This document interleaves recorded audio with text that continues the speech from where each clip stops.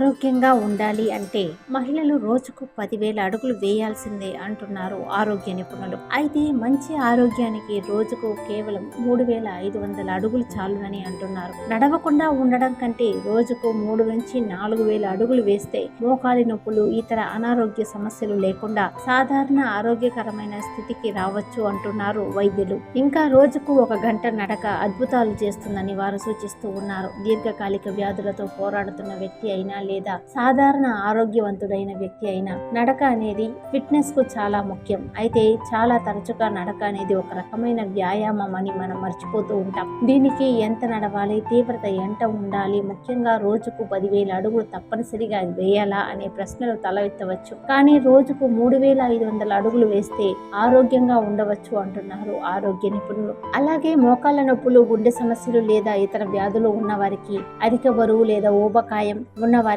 రోజుకు 5 నుంచి 10 నిమిషాలు నడవడం కూడా అద్భుతాలను చేస్తుంది. అధ్యయనాల ప్రకారం రోజుకు 3,500 అడుగులు వేస్తే మంచిది. రోజుకు 10,000 అడుగులు వేయడం మంచిది అయినా రోజుకు 3,500 అడుగులు వేయడం వల్ల గుండె, స్ట్రోక్స్ ప్రమాదం తగ్గుతుంది, దీర్ఘాయువు పెరుగుతుందని వైద్యులు సూచిస్తూ ఉన్నారు. మీరు ఎక్కువ నడవడానికి ఇష్టపడే వారిలో ఒకరైతే దీనిపై చింతించాల్సిన అవసరం లేదు. పరిగెత్తడం లాగా కాకుండా అదనంగా నడవడంలో ఎటువంటి హాని ఉండదు. ఆరోగ్యకరమైన వ్యక్తులకు గంటకు గరిష్టంగా 5 కిలోమీటర్ల వేగం అనువైంది. అంటే ఒక వ్యక్తి గంట సేపు నడిస్తే 5 కిలోమీటర్లు పూర్తి చేయగలగాలి. నిమిషానికి 100 అడుగులు పడాలి. గంటలో 6,000 అడుగులు లేదా 30 నిమిషాల్లో 3,000 అడుగులు పడాలి. నడక తీవ్రతను మెరుగుపరచడానికి మరొక మార్గం వేగాన్ని మార్చడం.